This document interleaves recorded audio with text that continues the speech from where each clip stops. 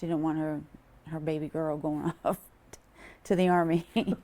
This was sort of still a time in our history where there were women in the military, of course, but Right. it doesn't seem like it wasn't as many, or Right. it wasn't maybe as accepted Right.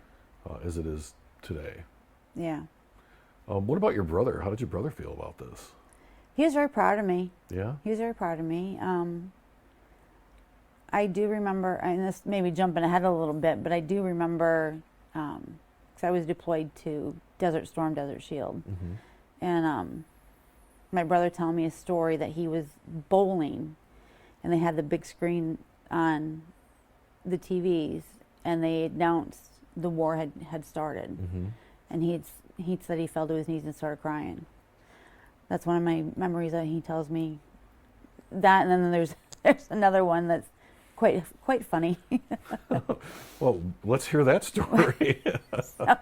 So back then we didn't have cell phones, we didn't have things like that. AT&T built up call centers out there in the middle of nowhere. They just built these call centers, and then like you would have a food truck at these call centers. Mm-hmm.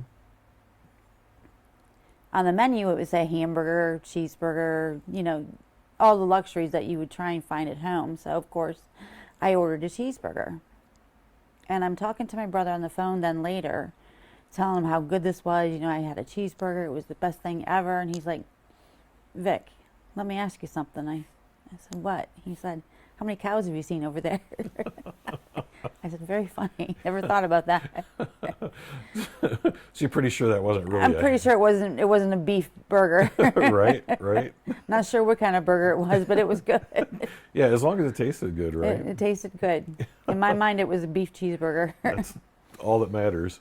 I remember the call centers. I remember being overseas, and you had to have the AT&T calling cards, Mm-hmm. and I remember spending a lot of money Yes. to call home at the time, Yes.